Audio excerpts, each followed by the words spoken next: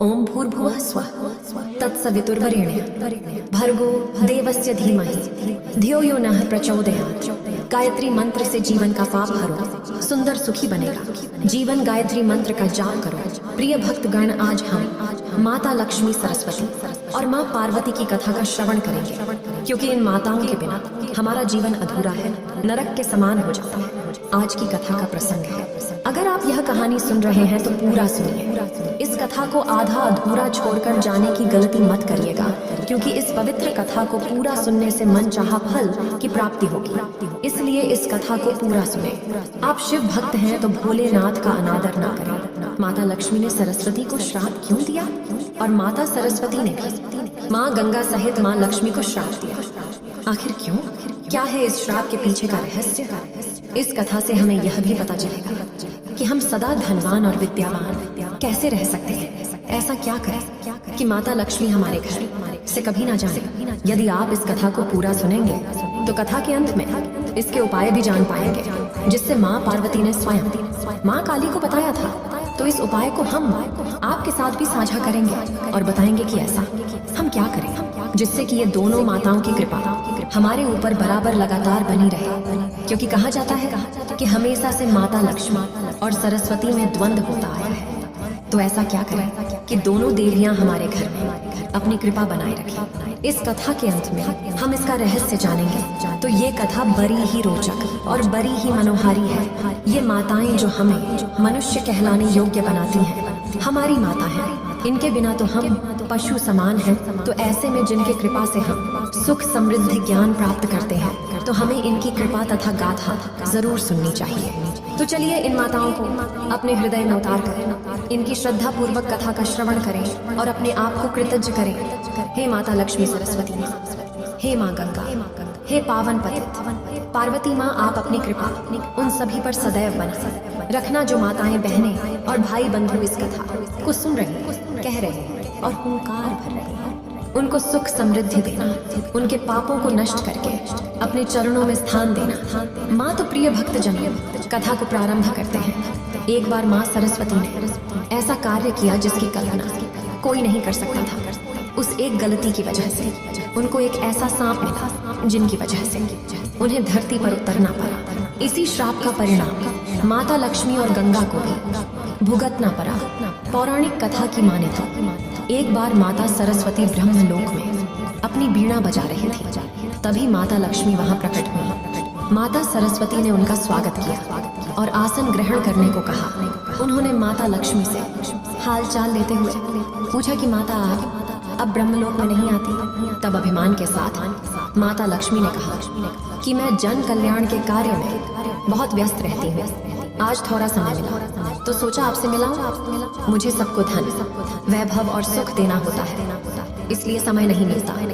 मेरे बिना इस दुनिया का चल पाना असंभव है। तो वहीं आगे माता लक्ष्मी ने माँ सरस्वती पर कटाक्ष मारते हुए कहा कि अगर उन्हें भी सिर्फ ब्रह्मलोक में वीणा बजाना होता तो उनके पास भी समय ही समय होता। आदि माता लक्ष्मी के अहंकार भरी बातें सुनकर माता सरस्वती को बहुत क्रोध आया, जिसके बाद उन्होंने भी माता लक्ष्मी को कटाक्ष मारते हुए कहा, हे देवी लक्ष्मी, सत्य है कि आप वैभव की देवी हैं, लेकिन फिर भी आपको चंचला कहा जाता है, क्योंकि आपके पैर एक जगह नहीं टिकते हैं। आप में बिल्कुल भी स्थिरता नहीं है। लेकिन मैं आपके बिल्कुल विपरीत हूँ। मैं जिस जगह पर जाती हूँ वहाँ आजीवन के लिए बस जाती हूँ।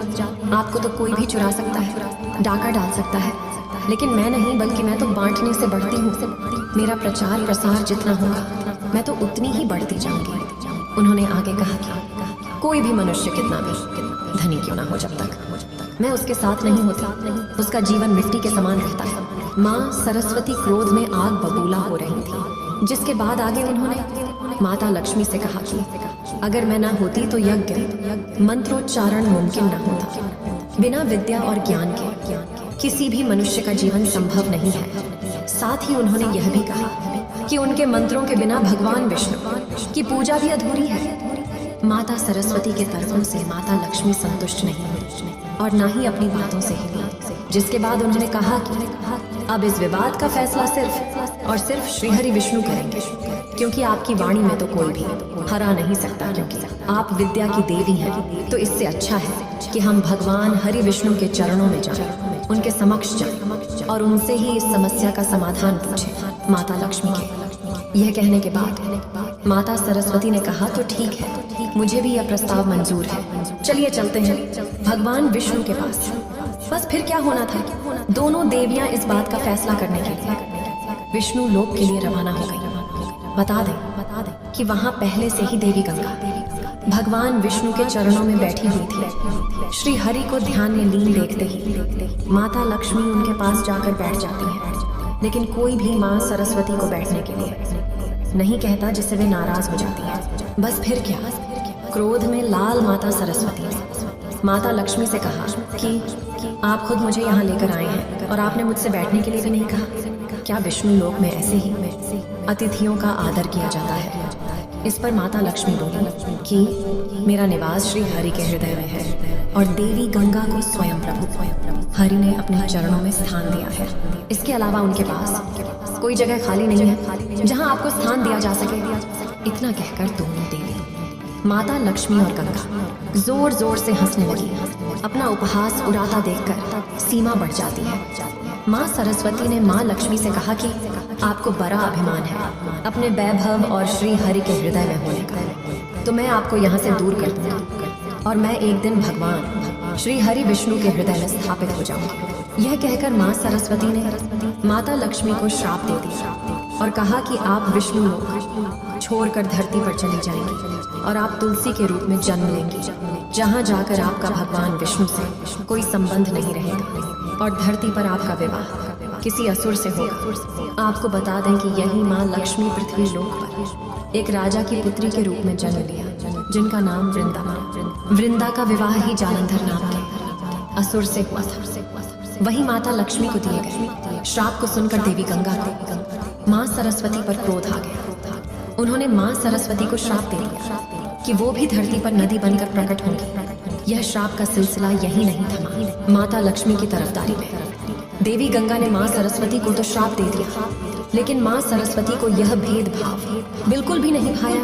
उन्होंने क्रोधित होकर देवी गंगा को भी श्राप दे दिया और कहा कि वह हरि के चरणों से निकल कर धरती पर नदी बनकर बहेंगी और अधिक से अधिक पापियों के संपर्क में आएंगी। वे कंकालों, हड्डियों इत्यादि को बहाएंगे।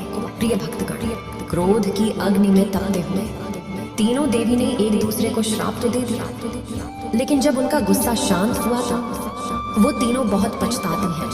तब तीनों मिलकर श्राप से मुक्ति पाने का उपाय ढूंढने लगे, जिस पर भगवान विष्णु ने कहा कि श्राप का फल तो उनको भोगना ही पड़ेगा, लेकिन इन कलयुग के 10,000 साल पूरा होने के बाद आप सभी देवियां पृथ्वी से अपने लोक में आकर वास्तविक स्वरूप में आकर मिल जाएंगी। इस बीच आपको अपने अंश से नदियों के रूप में अवतरित होना पड़ेगा और देवी लक्ष्मी तुलसी का पौधा बनेगी। माना जाता है कि देवी सरस्वती अब अपने लोक को लौट चुकी है। माँ गंगा के स्वर्ग लौटने की तैयारी चल रही है। प्रिय भक्तों, अब माता गंगा भी अपने लोक को वापस लौट जाएगी और इस धरती से गंगा माँ का लुप्त होना तय है। भगवान विष्णु ने लक्ष्मी जी के शांत प्रवृत्ति, सहनशीलता और उदारता को देखकर केवल उन्हीं की पत्नी रूप में अपने पास रखना उचित समझा और तब विष्णु जी ने गंगा और सरस्वती को प्यार देने का निश्चय कर लिया। एक समय के बाद सभी देवियां वापस से स्वर्ग लोक में आ जाएंगी। प्रिय भक्त, अब इन सब बातों को कैलाश पर्वत पर स्थित माता पार्वती देख रही थी। तभी वहां पर माता काली प्रकट होती है। माता काली ने कहा,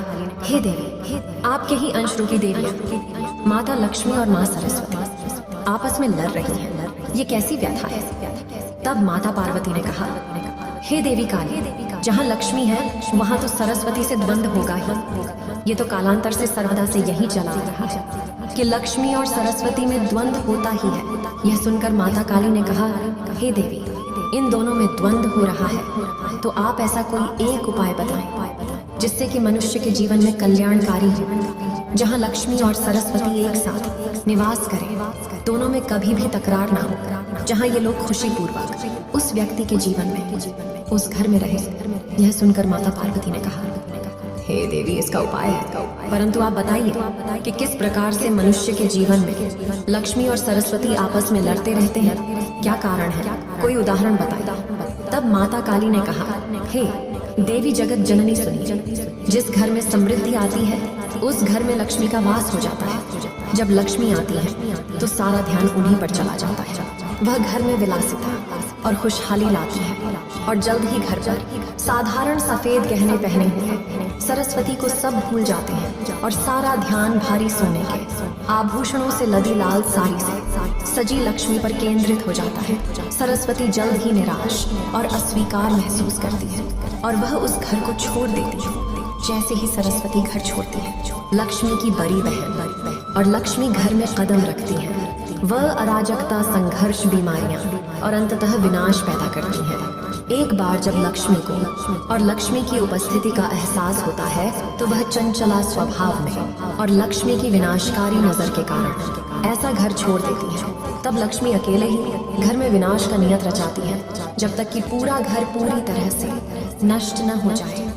इस दिव्य स्त्री शक्तियों के बीच लड़ाई के कारण अधिकांशतः घरों का भाग्य ऐसा ही होता है। जब छात्र अपनी पढ़ाई में तल्लीन होते हैं तो जाहिर तौर पर वे कमाते नहीं हैं या पर्याप्त नहीं कमाते। ध्यान हमेशा सिखाएगा, कौशल को समझने पर होता है। एक बार जब कौशल में महारत हासिल हो जाती है और शिक्षा पूरी हो जाती है तो सीखने वाला विद्वान बन जाता है और सीखे गए कौशल का उपयोग करके धन अर्जित करना शुरू कर देता है। जब एक बार धन का प्रवाह शुरू हो जाता है तो अधिकांश मानव का ध्यान कौशल की सामग्री या सीमा के बजाय धन को बढ़ाने पर केंद्रित हो जाता है। एक बार जब व्यक्ति का ध्यान केवल धन प्राप्ति पर केंद्रित हो जाता है तो कौशल और सीखने का विकास रुक जाता है और बुद्धि होने की तुलना में अधिक धन कमाना महत्वपूर्ण समझते हैं। मेरे कहने का तात्पर्य यह है कि एक बार जब व्यक्ति विद्या अर्जित करता है तो उसके पास धन नहीं रहता, वह केवल और केवल विद्या अर्जित करता है। लेकिन जब विद्या अर्जित कर लेता है तो उसी विद्या से वह धन कमाने लगता है। जब धन कमाने लगता है तो उस धन के आगे कुछ और दिखाई नहीं देता। धन के लालच में वह इतना आगे बढ़ता जाता है कि वह लोभ मोह अनेकों प्रकार के कृत्यों से घिर जाता है। उसके मन में अनेकों प्रकार के विकार उत्पन्न हो जाते हैं क्योंकि उसे धन का घमंड हो जाता है और वह अमीर हो जाता है।